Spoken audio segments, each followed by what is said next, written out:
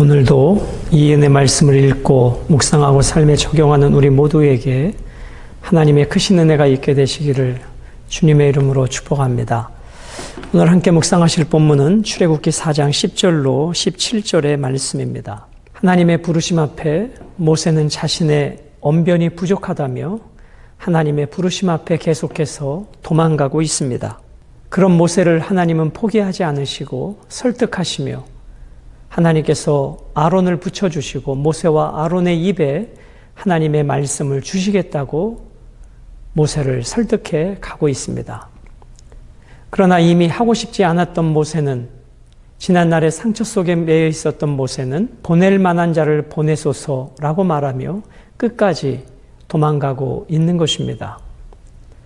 그런 모세를 하나님께서 질책하시며 그를 끝까지 들어쓰시는 하나님의 열심을 오늘 우리는 본문을 통해서 만나게 됩니다. 그렇습니다, 여러분. 왜 모세는 계속 도망가고 있을까요? 그것은 하나님을 바라본 것이 아니라 자신의 과거, 자신의 상처, 지금 자신의 현재의 모습만 바라보기 때문입니다. 우리들도 그렇습니다. 우리도 오늘 내 삶의 형편, 내가 가지고 있는 경험과 지식과 내 삶의 환경들, 그리고 내 마음의 정서적 감정들, 거기에 매여 있을 때 하나님의 부르심 앞에 우리가 온전히 순종하기 어려운 것입니다. 하나님께서 우리를 부르실 때는 하나님께서 능력도 함께 주시는 분임을 우리는 바라보아야 할 것입니다.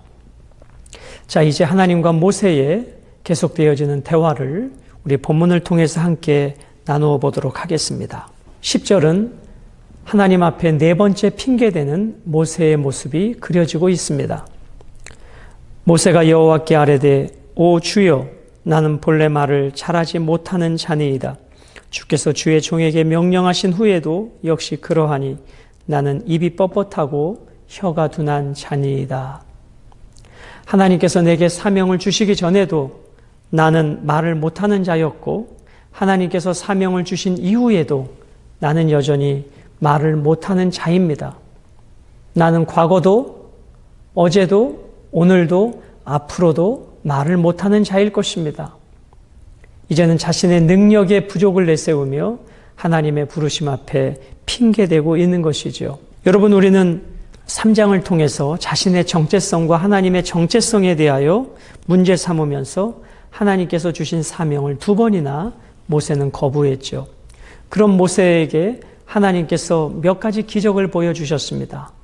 지팡이를 던질 때 뱀이 되고 뱀의 꼬리를 잡을 때 다시 지팡이가 되어지는 기적, 그리고 손을 품에 넣을 때 문둥병이 되고 다시 넣을 때 온전케 되어지는 이 표적을 보여주십니다.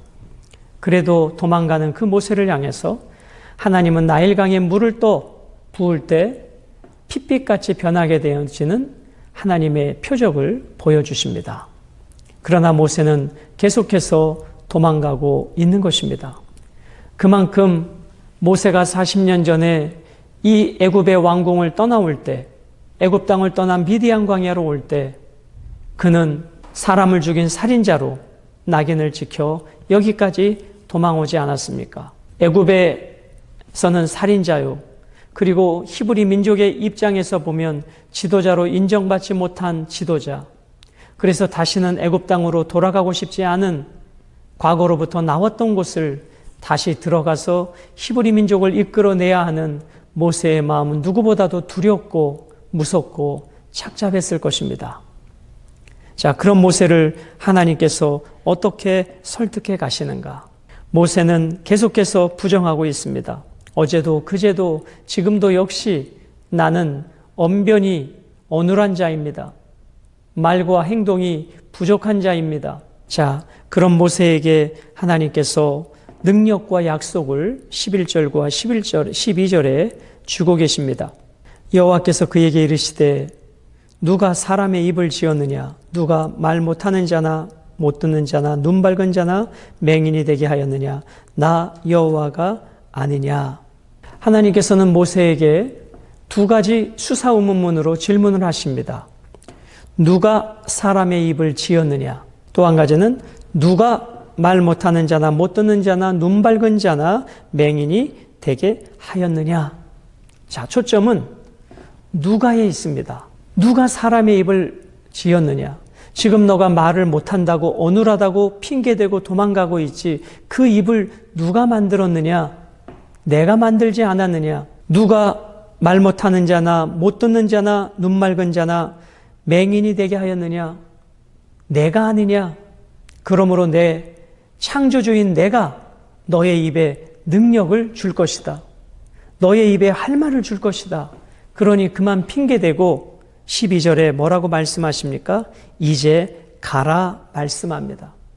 그만 핑계대고 그만 도망가지 말고 그만 할 수 없는 이유를 찾지 말고 이제는 가라는 것입니다. 여러분, 이사야 선지자의 부르심 앞에 내가 누구를 보내며 누가 나를 위하여 갈고 할 때에 이사야 선지자는 내가 여기 있나이다 나를 보내소서 그렇게 응답하였습니다. 여러분, 이 정도 하나님의 설득이면 이 정도 하나님이 권면하시고 표적과 기적을 통해서 역사하시는 것을 보여주셨다면 이제는 가야 합니다. 그러나 모세는 여전히 버팅기고 있습니다. 왜냐하면 그는 갈 마음이 없기 때문입니다. 순종할 마음이 없기 때문입니다. 표면적으로는 과거의 사건을 꺼내고 표면적인 관계를 이야기하고 표면적으로는 자신의 능력 부족을 이야기하고 있는 것 같지만 그 모든 것의 본질은 내가 하고 싶으면 하고 하고 싶지 않으면 안 하는 그 모세의 죄성, 이 불순종의 죄성을 그대로 보여주고 있는 것뿐입니다. 12절 이제 가라 내가 내 입과 함께 있어서 할 말을 가르치리라. 너의 입을 지은 내가 못 듣는 자나 눈 밝은 자나 어두운 자나 내가 그 모든 것을 하지 않았느냐. 창조주인 내가 너와 함께 있어 할 말을 가르치리라. 13절과 14절은 그럼에도 도망가는 모세를 향해서 하나님이 동역자 아론을 말씀해 주십니다. 13절 모세가 이르되 오 주여 보낼 만한 자를 보내소서. 사랑하는 여러분, 하나님의 부르심 앞에 이제 모세는 막장으로 치닫고 있습니다. 보낼 만한 자를 보내소서. 여러분, 이 정도면 이것은 겸손이 아닙니다. 이것은 정말 하나님 앞에 자기 자신을 낮추는 겸손의 반응이 아니라 하나님의 말씀에 의도적 불순종의 반응인 것입니다. 여러분, 이 말씀에 보낼 만한 자를 보내소서. 그렇죠. 자기 자신이 가지고 있는 능력으로 하는 것이 아닌 것은 맞죠. 모세의 개인적 능력으로는 이 일을 할 수 없습니다. 그런데 그 모세를 누가 선택하셨습니까? 하나님이지 않습니까? 여러분, 하나님께서 사람을 쓰시겠다고 선택하실 때 그만큼 보는 눈이 없으시겠습니까? 하나님이 선택만 하시고 모세 홀로 가라고 하십니까? 당신이 함께 가시겠다고 하시지 않습니까? 능력을 주시겠다고 하시지 않습니까? 그러나 모세는 도망가고 있는 것입니다. 14절 여호와께서 모세를 향하여 노하여 이르시되 레위 사람 내 형 아론이 있지 아니하냐? 그가 말 잘하는 것을 내가 아노라. 그가 너를 만나러 나오나니 그가 너를 볼 때에 그의 마음에 기쁨이 있을 것이라. 하나님께서는 이런 모세, 핑계대고 도망가는 모세를 향해서 그의 형 아론을 준비시키셨고 아론과 함께 사역을 통해서 하나님의 일을 하게 하셨습니다. 15절로부터 마지막 17절은 아론은 그 관계 속에서 어떤 역할을 하는지 아론의 역할에 대하여 말씀합니다. 15절 너는 그에게 말하고 그의 입에 할 말을 주라. 내가 내 입과 그의 입에 함께 있어서 너희들이 행할 일을 가르치리라. 자, 하나님께서 모세에게 말씀하시고 모세는 그 말씀을 아론에게 전하고 아론은 그 말씀을 백성들에게 전하는 하나님의 질서를 말씀해 주십니다. 그러니 내가 너에게 한 말을 너는 아론에게 하고 아론은 들은 말을 백성들에게 전하라는 것입니다. 그런데 공통점이 있죠. 하나님께서 모세에게도 말을 주시고 아론에게도 말을 주신다. 즉 아론이 말할 때에도 자신의 경험과 생각이 아니라 하나님이 주시는 것만 백성들에게 전해야 하는 것임을 분명히 말씀해 주고 있는 것입니다. 16절 그가 너를 대신하여 백성에게 말할 것이니 그는 내 입을 대신할 것이요 너는 그에게 하나님같이 되리라. 무슨 말씀이죠? 하나님께서 모세에게 주신 말씀을 모세가 아론에게 전하고 아론은 다시 받은 말씀을 백성에게 전하는 이 하나님의 질서의 대언의 관계 속에서 아론은 스스로 말하는 자가 아니라 모세로부터 들은 말을 전해야 한다는 것입니다. 그러므로 육신적 혈연 관계로는 아론이 형이지만 영적인 관계 속에서 아론은 모세의 권위 아래 있어야 함을 분명히 말씀해 주고 있는 것입니다. 하나님은 모세를 지도자로 세우시면서 그의 권위를 존중해 주셨고 그의 권위를 형 아론도 인정할 것을 말씀해 주고 계신 것입니다. 17절 너는 이 지팡이를 손에 잡고 이것으로 이적을 행할지니라 말씀합니다.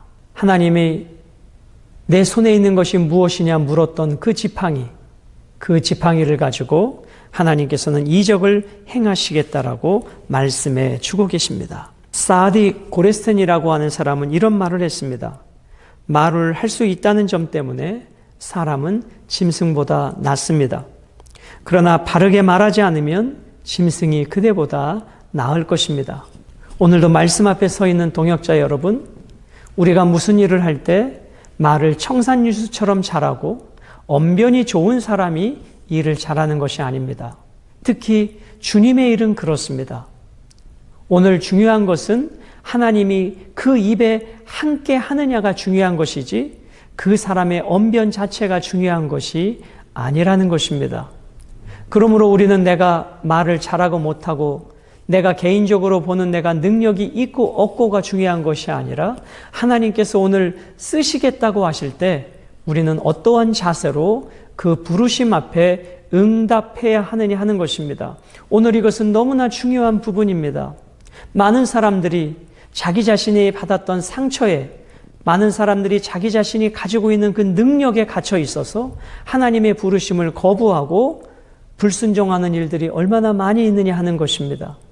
그러므로 우리는 하나님의 부르심 앞에 내 능력, 내 경험을 보는 자가 아니라 내 입에 말을 주시고 내게 능력을 주시고 생각나게 하시는 성령님의 능력 앞에 순종하여 우리는 하나님의 위대한 일에 동참하고 쓰임받아야 될 것입니다. 오늘 본문에 나타나시는 하나님은 어떠한 분이실까요? 계속해서 핑계대고 도망가는 모세를 포기하지 않으시고 설득하시고 때로는 기다리시고 그에게 능력을 주시겠다고 말씀하시고 표징도 보여주시고 때로는 하나님께서 당신의 분노를 나타내시지만 결국은 하나님의 뜻에 사용하시는 하나님의 열심을 우리는 보게 되는 것입니다. 여러분, 모세는 안 하고 싶은 마음이 나는 언변이 본래 말을 잘하지 못하는 자라 이렇게 말하고 있지만 사도행전 7장 22절에 보면 어렸을 때부터 애굽의 학문을 익혔으며 말과 행사에 능하더라 라고 말씀합니다. 그러므로 결국 모세는 자기 자신의 능력이 없다기보다는 하고 싶지 않은 것이 그리고 40년 동안 미디안 광야에서 물론 지난날의 애굽의 학문을 제대로 사용하지 않았지만 모세는 자기 자신의 생각과 경험 안에 갇혀 있었던 것입니다. 오늘 이 말씀을 정리하면서 모세는 두 가지 핑계를 댑니다. 하나는 언변이 부족합니다. 그런 모세에게 내가 할 말을 내 입에 주겠다라고 말씀합니다. 모세의 두 번째 핑계는 하나님, 사람 잘못 보셨습니다. 잘못 선택하셨다는 핑계입니다.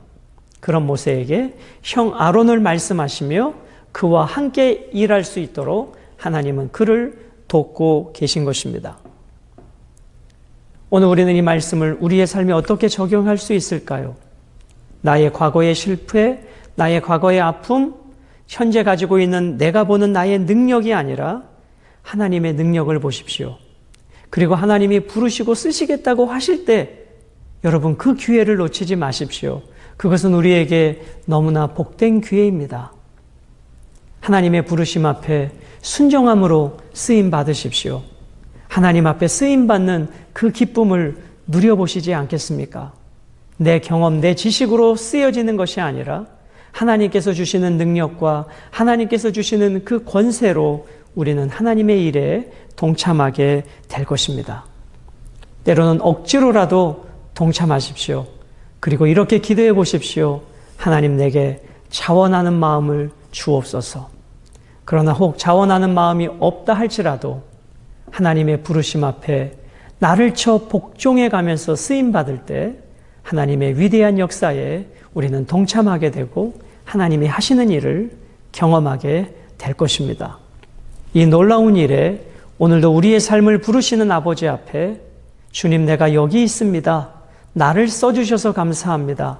그 고백으로 하나님의 일에 동참하게 되시기를 주님의 이름으로 축복합니다.